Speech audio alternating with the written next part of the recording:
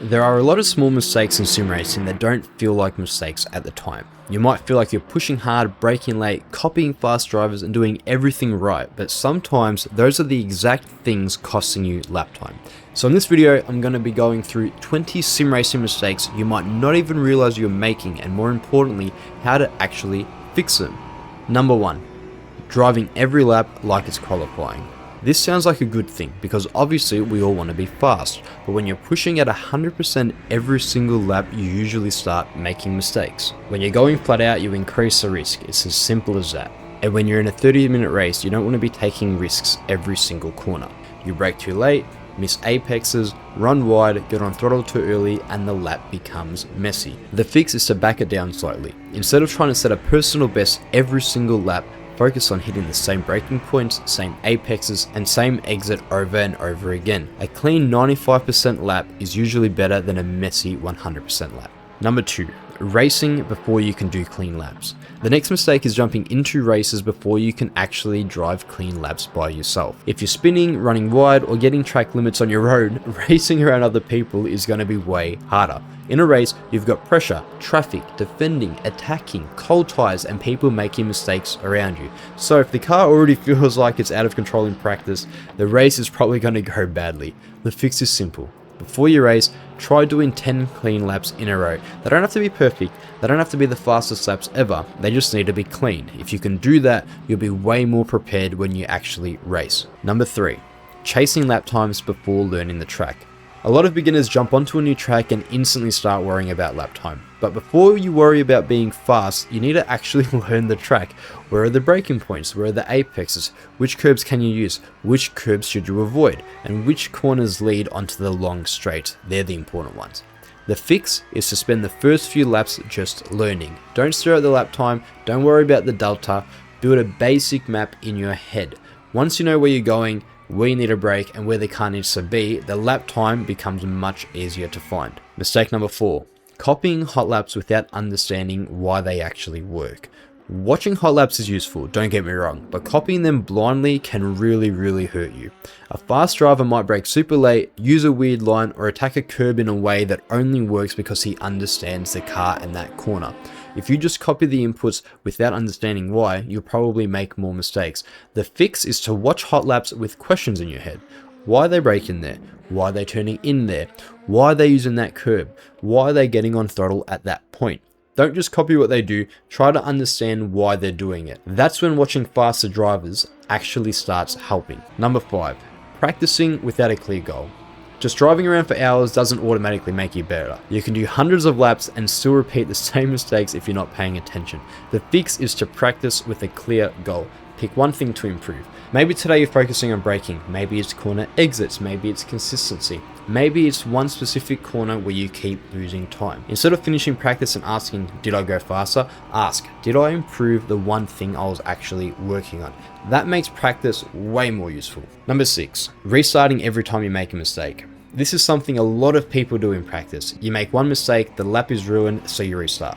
The problem is, in a race, you don't get to restart. If you run wide, miss a braking point, or lose a position, you still have to keep going. The fix is to keep driving after mistakes. Learn how to recover, learn how to calm down, learn how to finish a lap even when it isn't perfect. That skill matters a lot in racing. Sometimes the difference between a good result and a bad result is just not falling apart after one silly mistake. Mistake number 7, trying to brake later instead of braking better. A lot of beginners think the secret of being fast is just braking later. But braking later doesn't help if you lock up, miss apex, understeer wide, or ruin the exit. The goal isn't just to brake late, the goal is to brake properly.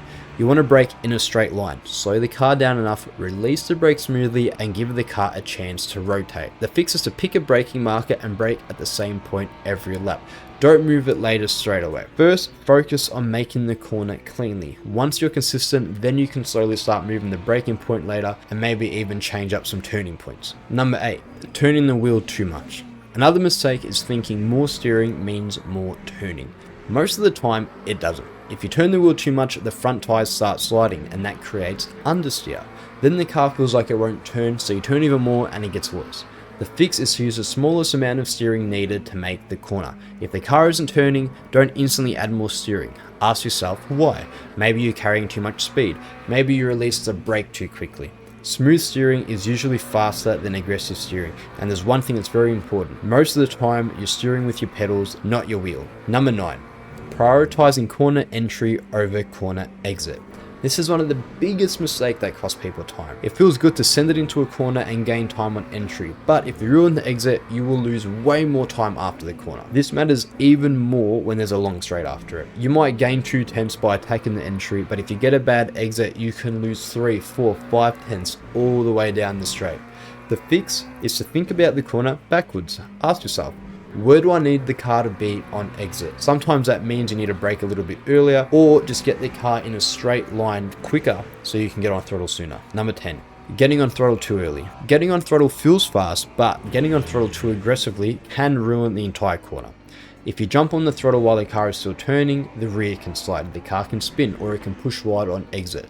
Even if you don't fully lose control, you're still scrubbing speed. The fix is to squeeze the throttle on. Think of the throttle like a volume knob, not an on and off switch. As the car straightens up, you can add more throttle. The straighter the car is, the more throttle it can handle. A clean exit is always faster than drifting around everywhere. Number 11, not looking far enough in front. This one is easy to overlook. If you're steering right in front of the car, everything will feel rushed. Corners come at you quickly, braking feels panicked, and you react late to everything. It gets even worse when you're racing other cars. The fix is to look further ahead. Look through the corner, not just at the corner. Before you reach the apex, your eyes should already be thinking about the exit. A lot of the time, your hands will follow your eyes. So if you look further ahead, you're a lot more likely to end up where you want to go. Mistake number 12, not using the whole track. The track is wider than a lot of people think, trust me. If you turn in from the middle of the road, miss the apex, and don't use the exit curb, you're making the corner tighter than it needs to be. And a tighter corner means you just simply have to slow down more. And obviously, we want to go as quick as possible. The fix is to use a full width of the track where it makes sense. Start wide, clip the apex, and let the car run out on exit. Obviously, don't abuse track limits and don't use curbs that unsettle the car, but don't leave free track unused. Mistake number 13, not understanding what the car is telling you. If the car is understeering, oversteering, sliding, locking, or spinning, it's trying to tell you something. The mistake is feeling the car do something wrong, but not knowing what caused it. Understeer is when you turn the wheel and the car doesn't want to turn. Usually, the front tires are overloaded. Oversteer is when the rear of the car starts coming around on you. Usually, the rear tires are losing grip. The fix is to start connecting the feeling to the cause. If the car understeers, maybe you carried too much speed or turned too much. If the car oversteers, maybe you got on throttle too early. Or if it's on the entry, maybe you didn't release the brake correctly. Once you understand what the car is telling you, you can actually fix the problem. Number 14, using bad settings and then blaming the car. Sometimes the car feels bad because the car is hard to drive. That's true. But sometimes it feels bad because your settings are wrong. If your steering rotation is off, your brake pedal isn't calibrated properly, your force feedback feels strange, or your camera and FOV are way off, the car can feel much harder to drive than it should. The fix is to just check the basics. Make sure your wheel rotation matches a sim, make sure your pedals are calibrated, make sure your brake feels controllable, make sure your camera position lets you judge distance properly. You don't need perfect settings, but you do need settings that let you drive consistently. Before blaming the car, make sure your settings aren't making everything harder. Number 15, changing the setup before fixing your driving. Setups can help, but they won't fix everything. A lot of beginners lose time from missed braking points, bad exits, or even overdriving. Then immediately start changing wing, suspension, tire pressures, brake bias, and everything else you can think of. The problem is, if your driving isn't consistent, you won't even know if the setup change helped. The fix is to keep the setup simple at first. Use a safe or stable setup, then focus on driving better. Once you can do consistent laps, then start changing one thing at a time. Setups are useful, but they should improve good driving, not hide your bad habits. Number 16, trusting other drivers too much. This is a big Racecraft mistake. You can be completely in the right and still end up in the wall. Sometimes people brake too late, sometimes they miss the apex, sometimes they rejoin badly, sometimes they just panic when you're alongside them. The mistake is assuming everyone around you will do exactly the right thing. The fix? To leave yourself a little margin. If someone looks unstable, give them space. If someone is defending like crazy, don't always force the move. If someone is rejoining, expect something weird to happen. This doesn't mean you have to be scared of racing, it just means you have to survive first. Being right doesn't matter if your race is over. Trust me, I know. Number 17, trying to win the race on lap 1. Most races are not won at lap 1, but a lot of races are lost there. It's easy to get excited at the start and try to gain 5 positions immediately, but cold tyres, heavy fuel, traffic, and nervous drivers make lap 1 one of the riskiest parts of the race. I'm sure you guys know this. The fix is to be aggressive only when it makes sense. Take the easy opportunities, but don't force every single gap. Sometimes surviving the first lap cleanly puts you in a better position than sending it and hoping for the best. You can't win the race if you don't finish the first lap. 18. Comparing yourself to alien drivers too early. Watching aliens and pro drivers can be helpful, but comparing yourself to them too early can be really discouraging. If you're 2 or 3 seconds off, it can feel like you're terrible, but you're probably just comparing yourself to someone with thousands of hours of experience. The fix is to compare yourself to people slightly faster than you. If someone is 3/10 quicker, study them. This is much easier to understand than someone who is doing everything perfectly. Small steps are how you actually improve. Don't try to jump straight from beginner to alien. Try to be the next version of yourself first. 19. Only practicing hot laps instead of race pace. A perfect qualifying lap is great, don't get me wrong, but racing is not just hot lapping. In a race, you need to drive with fuel, tyre wear, pressure, traffic, defending, attacking, and mistakes. If you only practice 1 lap pace, you might be quick for 1 lap, but fall apart during a 30-minute race. The fix is to practice longer runs. Again, do 5 or 10 lap stints and see if you can stay consistent. Don't just look at your best lap, look at your average lap.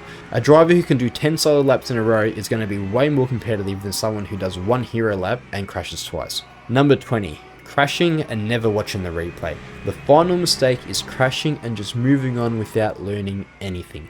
If you don't know why you crash, there's a good chance you're going to do it again. The fix is to watch the replay, even if it's painful. Ask yourself, what actually caused it? Did you brake too late? Did you turn too much? Did you get on throttle too early? Did you not leave enough space? Did you trust another driver too much? Don't just say, I crashed. Find the reason. That is where all of your improvement will come from. So, those are 20 sim racing mistakes you might not realize you're making. The biggest thing I'd say is don't try and fix all of these at once. Pick 1 or 2, work on them properly, and then move to the next thing. That is how you actually get faster. If this helped, leave a like, subscribe if you want more sim racing videos like this, and let me know in the comments which mistakes you catch yourself making the most. See you later, guys.